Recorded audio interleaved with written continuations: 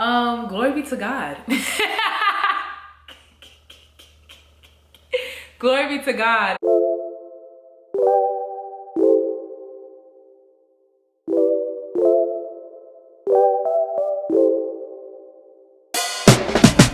When I tell you I don't know what I'm doing, I don't know what I'm doing, but I'm trusting God to see me through.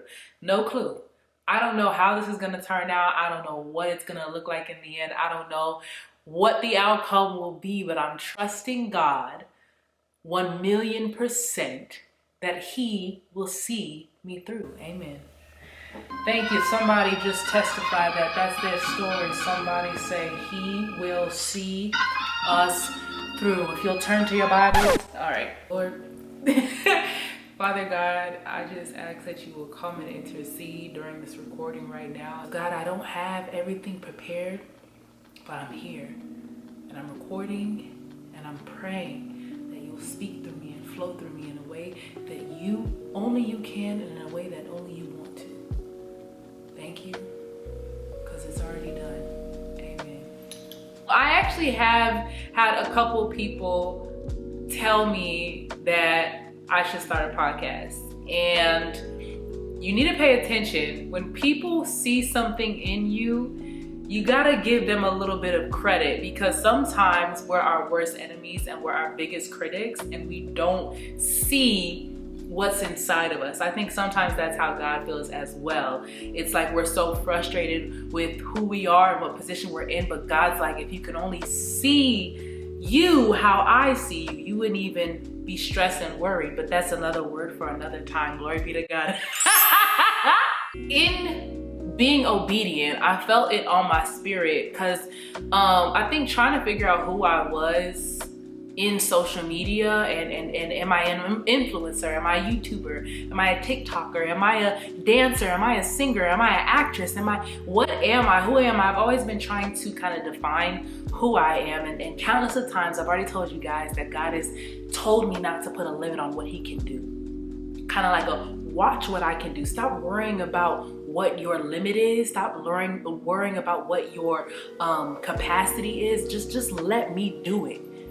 Because I'm God and I don't have a capacity. I don't have a lid. I don't have a cap to what I can achieve within you. So just you stop worrying about what your outcome is. Just let me work through you. Just follow me. Just follow me.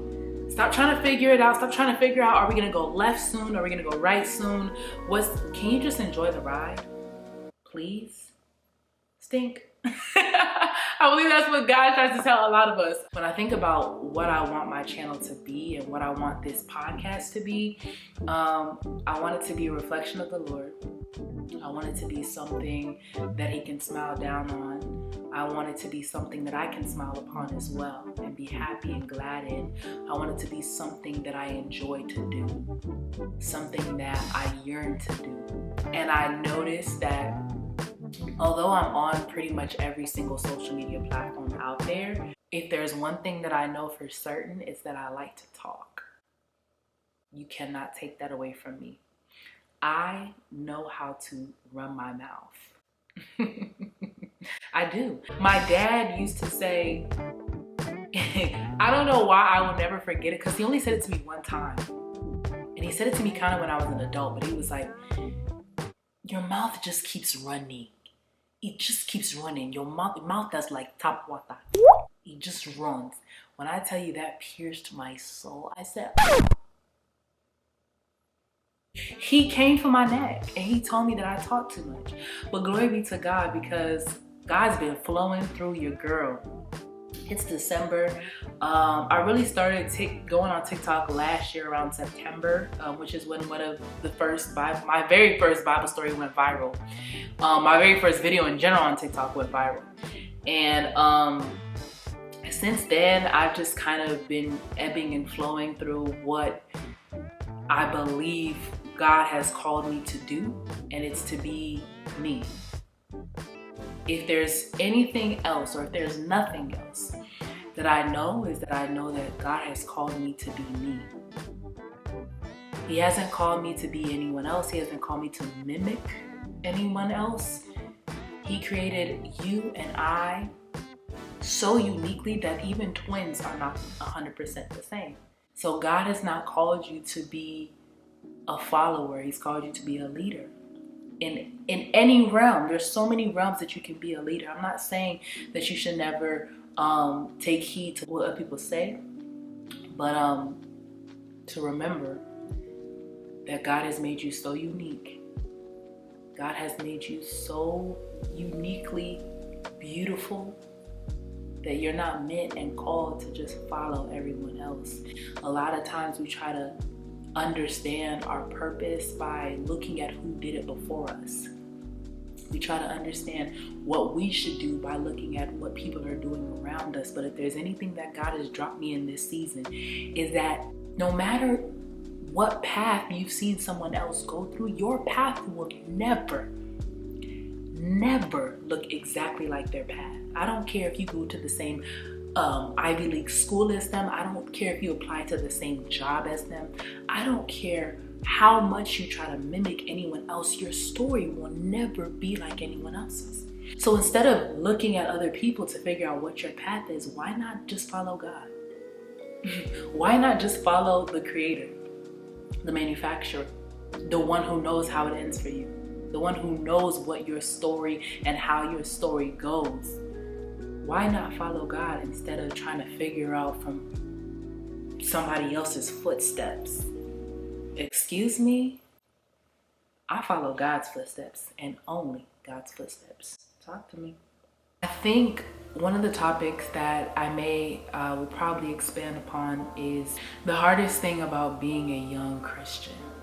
I'm 25, and I feel like for majority of my life, I have always been fighting to be unapologetically on fire for God and unapologetically in love with God.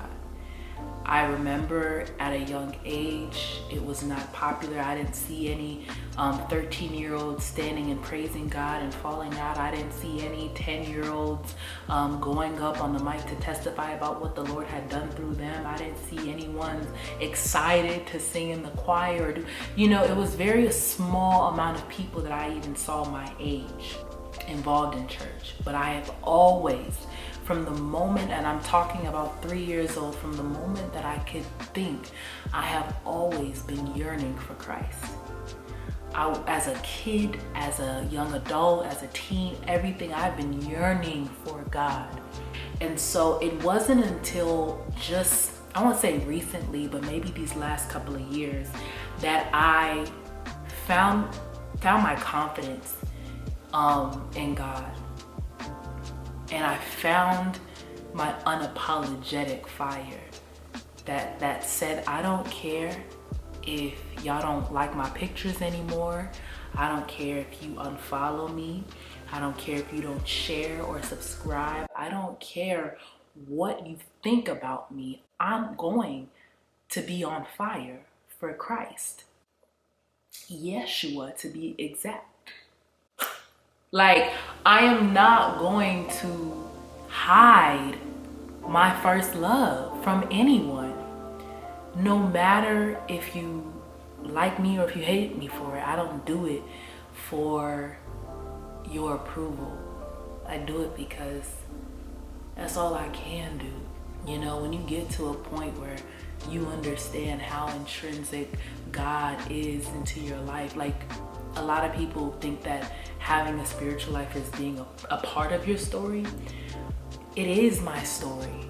It's my existence. It's my being. It's why I'm here. It's who I am. It's not a part of it. I'm not just Chelsea, the influencer or the entertainer or the singer or the dancer, or I'm the child of God.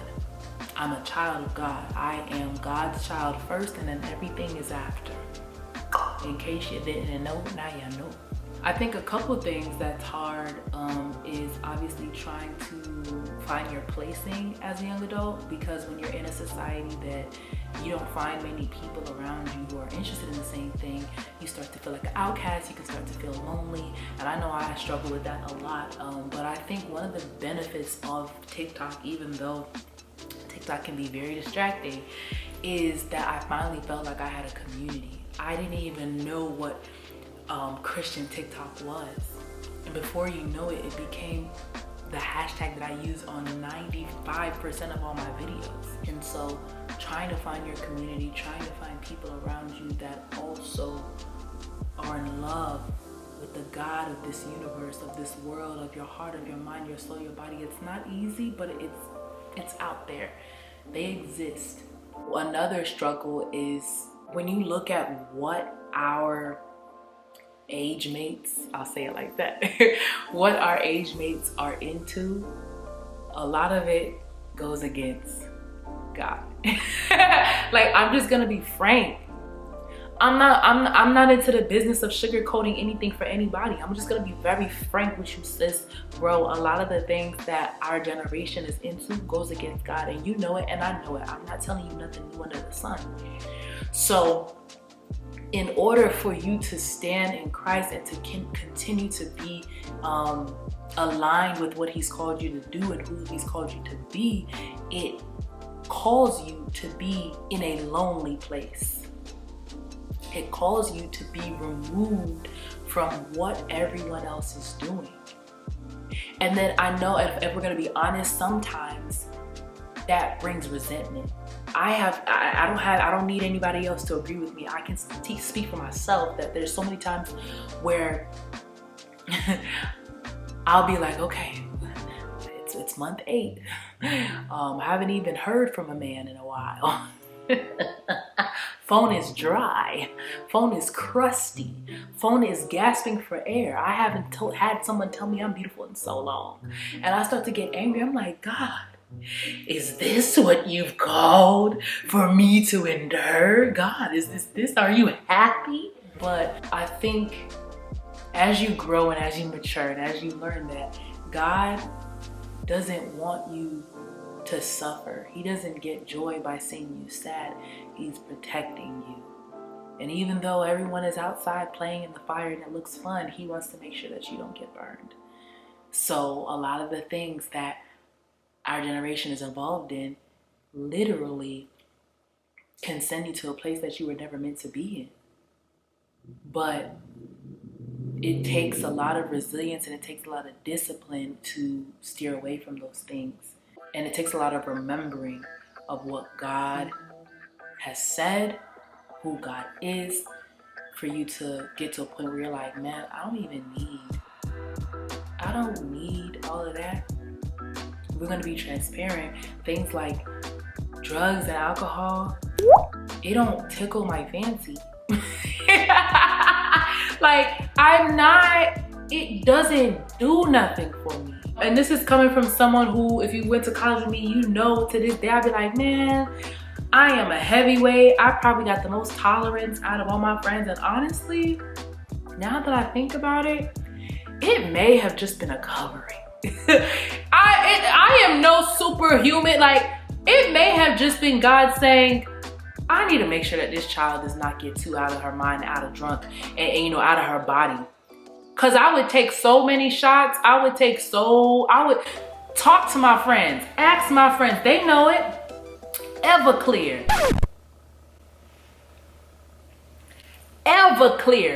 straight, and still would be fine. Still would be okay. You know what I mean? And I used to think, oh, I'm such a heavyweight, No, that was God protecting me, because I should have been dead. Oh, somebody should have been gone. But God. So this morning I woke up and I had praise on my mind and my body. And God just started speaking to me and I took lots of notes. So just rock with me. He says, there are certain things in prayers that I'm straining for unnecessarily. I haven't entered that level spiritually, so there's no way I can get it now. Meaning a lot of times we keep praying for things that you don't even need it right now. You keep praying for more money. You're good. And I know a lot of people are like, no, I got bills. I got Sally Mae, child. I got so many loans. But God had to remind me, if you look around, are you starving? Do you have clothes on your back? Your family is okay. And I know more money would make things easier. But society tries to tell you if you're not in a certain bracket that you're poor, but you're not poor. You're rich in the spirit. If you would just take less time focusing on what you don't have and start focusing on what you do have, you'll see how wealthy you really are.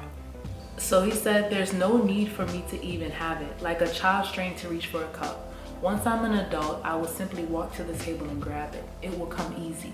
Or maybe even people will bring it to me because I'm of age.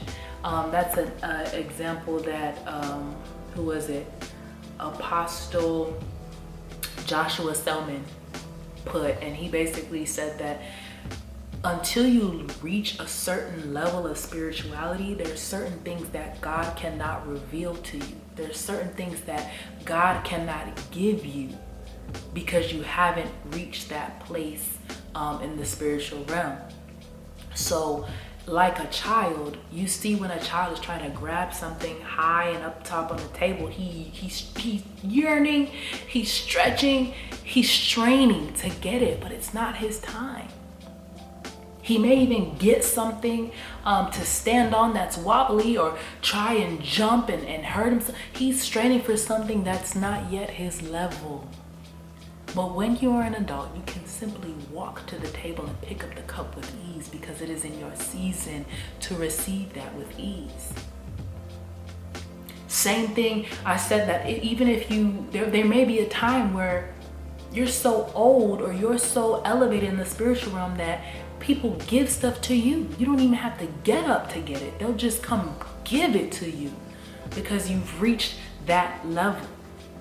And I had to hold on to that because so many times we keep jumping and yearning and straining for God to give us things that, one, we don't actually need right now. We are okay where we are, and he can't give it to us until we elevate and get into a certain spiritual capacity that when we get it, we won't misuse it. A lot of people are praying for exposure, but if you got it right now, if all eyes were on you right now, you would fumble the bag. You would completely mess up the image that God was trying to portray through you. Because you asked for something that you were not yet ready for. But a lot of times we keep asking for these things and God's like, first of all, don't you know that I'm your provider? Everything that you need, you will get it exactly when you need it. God is not late. God, the God who is time in itself, the God who is outside of time, he's not late to get you that thing that you've been yearning for. We're just impatient because we live in a society of now, today. If it comes tomorrow, it's too late. Bull crap. Let me talk about snares. When you think of a snare, just like thinking about it right now, I think of it as a trap. When I think of a trap, I just think of something scary looking that wants to inflict pain on me and wants me to stumble.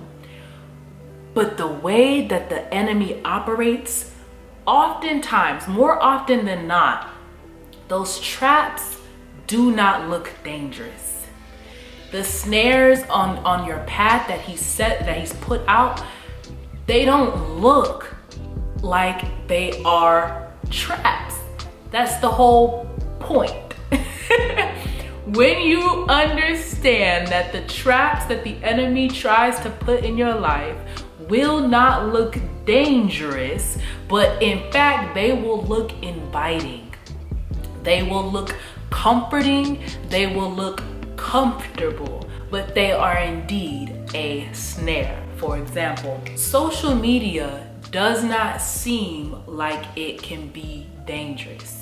But when you understand that the enemy wants to keep you distracted, you will realize and recognize that the enemy can use social media as a snare. It's just entertainment. It's just scrolling. It's just funny videos. It's just taking away your time. It's just distracting you. It's just giving or sucking you into a hole of scrolling for 3 and 4 hours. It's taking the time that you could have been in communion with God or could have been focusing on your goals, and now you're stuck to your phone, and that is a snare. It's not always this snapping trap that you think and looks like it will cause pain. Sometimes it looks comforting. Sometimes relationships can be a snare. I'll use myself as an example. I had a relationship that when I look back on it, I used to always say, you know, that was a good relationship. That was a good man. Because he was comforting, because he was a provider, because he made sure I was taken care of, because I actually felt loved. But then when I actually look at the situation in totality and I weigh the pros with the cons outweighed the pros. That is how you can identify if something in your life is actually a snare.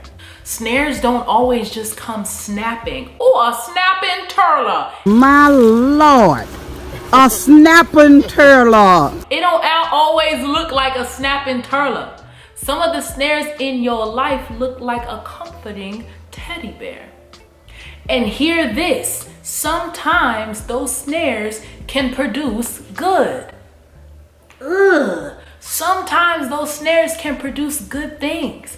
That relationship is bringing you comfort. That job is bringing you financial stability. So you're thinking, how can something that's bad for me be causing good for me? That is how the enemy operates. In exchange for these millions of dollars, oh, but it can't be bad if it's giving me financial stability. It can't be bad if it's giving me comfort and love. I mean, he's still good. We still go to church sometimes, even though he keeps pushing me towards sexual immorality. I mean, that is how he operates. So when you begin to recognize that sometimes those snares can look comforting, that is when you will begin to have better spiritual discernment.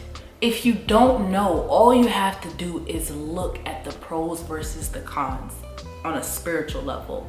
Is this relationship elevating God? Yes or no? Ask yourself.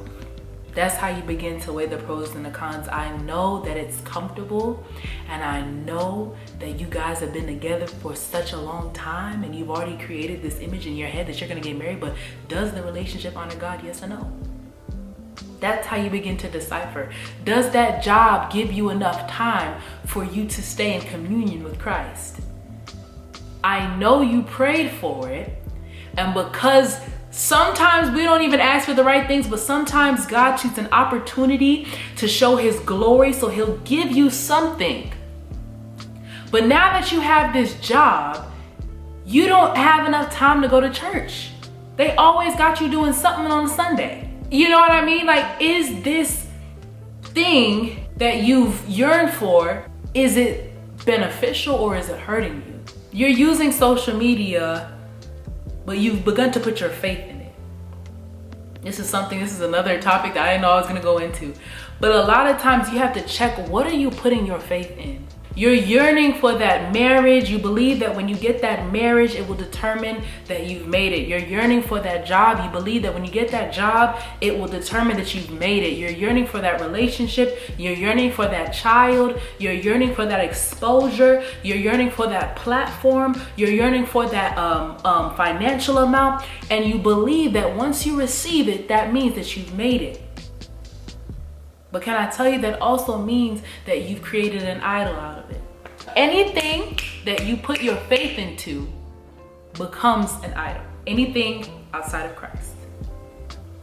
Anything that you're putting your trust into becomes an idol. And I didn't realize a lot of times, you know what I'm saying, especially this year, we started to expose New Age and all of these manifestations. We've exposed all that, but can I tell you that putting your beliefs into social media in a way that if you don't get enough likes, you start to look at yourself like there's a problem, If you don't get enough shares or views, you start to look at yourself like there's a problem. That means that you're putting your trust and your faith into that platform, or into that video, or into that post, or into that song. You're putting your faith into something that literally cannot determine your today or your tomorrow. You begun putting your faith into those test scores, and once I get to this certain level, that means that I've made it. Once I reach this, but listen to what I'm saying. I'm not saying that it's bad to have goals, but you have to watch what you put your faith into. Whether or not you accomplish these things does not determine who you are or whose you are. Remove yourself from the validation of that thing, whatever it may be in your life, whatever you're holding so hard onto that you need to accomplish this in order for you to be who you've been called to be, in order for you to become, in order for you to believe that God is real. Whatever it is that you've put so much faith into has unfortunately become an idol, because last time I checked, the only thing that you should put your faith into is Christ. Period. And from Christ, all of those things can flow and all of those things can come, but only through Christ. That's the proper way to get it. But a lot of times we try to jump through hoops, we try to go through different paths and get it in another way. And sometimes you can get that thing, but it's not the way God intended. And because you went out your own way, because you have free will and you can make a choice on what you do, you'll find yourself in a path that God has never called you to be in. Thank you for tuning in. Thank you for watching. Thank you for listening. I pray that God will be with you throughout this day. Amen. There's so many notes that I have to talk about. Okay, let me just talk about this. I think I'm geeking because I have a mic in my hand and yeah. So, as I was saying before I was rudely interrupted,